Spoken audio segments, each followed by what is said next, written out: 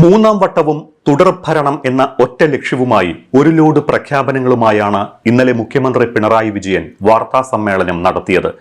കമ്പക്കെട്ടിന് തിരികൊളുത്തിയതുപോലെ ഒന്നിന് പുറകെ ഒന്നായി വരുന്ന വിവാദങ്ങളിൽ നിന്നും സർക്കാരിനെ പ്രതിസന്ധിയിലാക്കുന്ന വിഷയങ്ങളിൽ നിന്നും ജനങ്ങളുടെ ശ്രദ്ധ തിരിക്കുക എന്ന തന്ത്രമാണ് സർക്കാർ ഇതിലൂടെ പയറ്റുന്നത് എന്ന് ഒറ്റ നോട്ടത്തിൽ വ്യക്തമാകും. തദ്ദേശ തെരഞ്ഞെടുപ്പ് നടക്കാനിരിക്കെ ഈ പ്രഖ്യാപനങ്ങൾ തെരഞ്ഞെടുപ്പിൽ ഗുണം ചെയ്യുമെന്ന് സർക്കാർ പ്രതീക്ഷിക്കുന്നു. ക്ഷേമ പെൻഷൻ കൂട്ടി, DA കുടിശ്ശിക ഒരു ഗഡു കൂടി നൽകും. ജീവനക്കാരുടെ ശമ്പള പരിഷ്കരണ കുടിശ്ശികയും നൽകും. അങ്കണവാടി വർക്കർ ഹെൽപ്പർ വേതനം 1000 രൂപ കൂട്ടി. ആശാ വർക്കർമാരുടെ ഓണറേറിയം 1000 രൂപ കൂട്ടി. എല്ലാം നവംബർ 1 മുതൽ പ്രാബല്യത്തിൽ വരും. സ്ത്രീ സുരക്ഷയ്ക്കായി പ്രത്യേക പദ്ധതിയും പ്രഖ്യാപിച്ചതിനൊപ്പം നെല്ല് സംഭരണ വില 30 രൂപയായും വർദ്ധിപ്പിച്ചിട്ടുണ്ട്. റബ്ബറിന്റെ താങ്ങുവില 200 രൂപയാണ് കൂട്ടിയത്. ഈ പ്രഖ്യാപനങ്ങളെല്ലാം കൂടി 10,000 കോടി രൂപയുടെ അധിക ബാധ്യതയാണ് എന്നാണ് ധനമന്ത്രി KN ബാലഗോപാൽ വ്യക്തമാക്കുന്നത്. സർക്കാരിൻ്റേത് നല്ല തീരുമാനം, എതിർപ്പില്ല. പക്ഷേ ഇതെല്ലാം നടപ്പാക്കാനുള്ള പണം എവിടെ? ഇനി ഈ പ്രഖ്യാപനങ്ങളുടെയെല്ലാം ആകെ കാതലിനെ കുറിച്ചുള്ള പ്രധാന ചോദ്യം ഉയരുന്നത് സാധാരണ പൊതുജനങ്ങളിൽ നിന്നാണ്.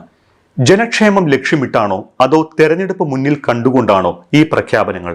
ഒന്നല്ല, ഒരു കൂട്ടം പ്രതിസന്ധികളിൽ ഉഴലുകയാണ് ഇടത് സർക്കാർ. മുന്നണിയെയും മുന്നണിയുടെ കെട്ടുറപ്പിനെയും ആകെ ഉലച്ച PM ശ്രീ വിവാദം, പാർട്ടിയെ തന്നെ പ്രതിക്കൂട്ടിൽ നിർത്തിയ ശബരിമല സ്വർണ്ണക്കൊള്ള, ആദ്യം മകളെയും പിന്നീട് മകനെയും തേടിയെത്തിയ കേന്ദ്ര ഏജൻസികളുടെ അന്വേഷണം, അങ്ങനെ ഒരു കൂട്ടം ആരോപണങ്ങളിൽ സർക്കാരും CPM-ഉം പ്രതിക്കൂട്ടിൽ നിൽക്കുമ്പോൾ നിൽക്കക്കള്ളിയില്ലാതെ നടത്തിയ പ്രഖ്യാപന പെരുമഴയാണ് ഇതെന്ന് രാഷ്ട്രീയ നിരീക്ഷകർ വിലയിരുത്തുന്നു. ശബരിമല സ്വർണ്ണ കവർച്ചയും മുഖ്യമന്ത്രിയുടെ കുടുംബത്തിനെതിരായ ആരോപണവും ഉൾപ്പെടെയുള്ള വിവാദങ്ങളെ ഇത്തരം കൺകെട്ട് പ്രഖ്യാപനങ്ങളിലൂടെ മറികടക്കാനാകുമെന്നും ജനശ്രദ്ധ തിരിക്കാനാകുമെന്നും LDF-ഉം CPM-ഉം കണക്കുകൂട്ടുന്നു.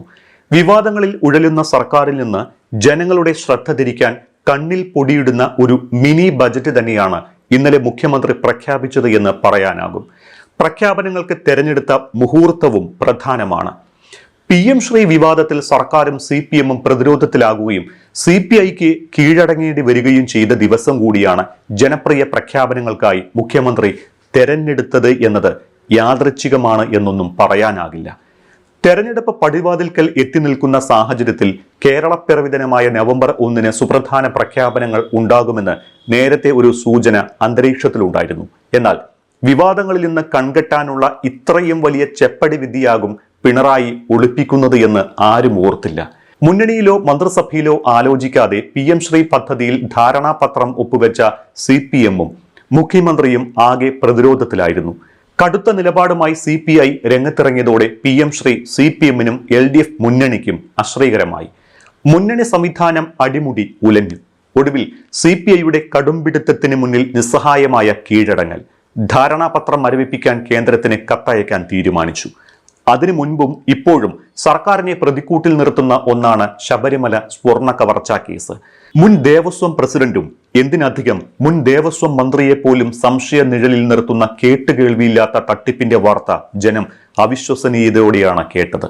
ശബരിമല ക്ഷേത്രത്തിൽ നിന്ന് അയ്യപ്പന്റെ സ്വർണം കൊള്ളയടിച്ച വിവാദം ഇപ്പോൾ ദേവസ്വത്തിലെ ഉന്നത ഉദ്യോഗസ്ഥരിലേക്ക് കൂടി നീങ്ങുകയാണ്. ഇതിനിടയിലാണ് മുഖ്യമന്ത്രിയുടെ കുടുംബത്തിനെ ആകെ പ്രതിക്കൂട്ടിൽ നിർത്തുന്ന ആരോപണങ്ങൾ.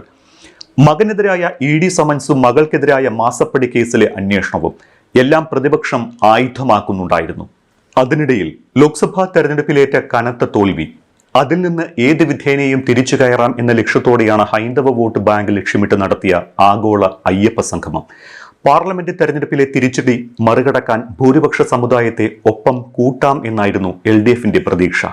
ആഗോള അയ്യപ്പ സംഗമത്തിൽ NSS-ഉം SNDP-യും കയ്യും മെയ്യും മറന്ന് LDF-ന് ഒപ്പം ചേർന്നതും പ്രതീക്ഷകൾക്ക് ആക്കം കൂട്ടി. അയ്യപ്പ സംഗമം കഴിഞ്ഞതിന് പിന്നാലെ ശബരിമല സ്വർണ്ണ കവർച്ചാ കേസ് സർക്കാരിനെ പ്രതിസന്ധിയിലാക്കുകയും ചെയ്തു. സംസ്ഥാനങ്ങൾക്കുള്ള ധനവിഹിതം തടഞ്ഞു വെച്ചുകൊണ്ട് കേന്ദ്രം സാമ്പത്തികമായി ഞെരുക്കുന്നു എന്ന ആരോപണങ്ങൾക്കിടെയാണ് ഈ പുതിയ പ്രഖ്യാപനങ്ങൾ. ഇത്തരം സാമ്പത്തിക പ്രതിസന്ധികൾക്കിടെ ഇവയെല്ലാം നടപ്പിലാക്കാൻ പണം എവിടെ നിന്നെന്ന ചോദ്യമാണ് പ്രതിപക്ഷം ഉയർത്തുന്നത്. അടുത്ത മാസം മുതലാണ് പ്രഖ്യാപനങ്ങൾ നടപ്പിലാക്കുമെന്ന് മുഖ്യമന്ത്രി വ്യക്തമാക്കിയത്. ഇതിനായുള്ള സർക്കാരിന്റെ സാമ്പത്തിക രംഗത്തെ പ്ലാൻ B എന്താണെന്നാണ് ഇനി അറിയേണ്ടത്. കഴിഞ്ഞ നിയമസഭാ തെരഞ്ഞെടുപ്പ് നടക്കുന്നതിന് മുന്നോടിയായും സമാനമായ ഒരുപറ്റം പ്രഖ്യാപനങ്ങൾ അന്നത്തെ ഒന്നാം പിണറായി സർക്കാർ നടത്തിയിരുന്നു. അന്ന് 1500 രൂപയാക്കി ഉയർത്തിയ പെൻഷൻ രണ്ടാം പിണറായി സർക്കാർ അധികാരത്തിലെത്തിയ ശേഷം 1600 രൂപയാക്കി. ഇതാണ് ഇപ്പോൾ 400 രൂപ കൂടി കൂട്ടി 2000 രൂപയിൽ എത്തിച്ചിരിക്കുന്നത്. കഴിഞ്ഞ നിയമസഭാ തെരഞ്ഞെടുപ്പിന് മുന്നോടിയായി പ്രകടന പത്രികയിൽ വാഗ്ദാനം ചെയ്ത 2500 എന്ന പ്രഖ്യാപനത്തിലേക്ക് ഇനിയും 500 രൂപയുടെ കൂടി അകലമുണ്ട്. തദ്ദേശ തെരഞ്ഞെടുപ്പ് കഴിഞ്ഞ ഉടൻ തന്നെ നിയമസഭാ തെരഞ്ഞെടുപ്പ് കൂടി വരാനുണ്ട്. നിയമസഭ ലക്ഷ്യമിട്ട് എന്ത് പ്രഖ്യാപനമാണ് വരാനിരിക്കുന്നത് എന്ന് കാത്തിരുന്ന് കാണണം.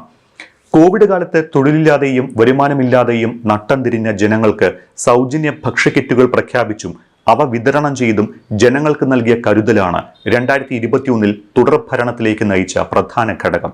മുഴുവൻ റേഷൻ കാർഡ് ഉടമകൾക്കും ഈ ആനുകൂല്യം ലഭിച്ചിരുന്നു. പ്രളയഘട്ടത്തിലും സമാനമായ സാഹചര്യം ഉണ്ടായിരുന്നു.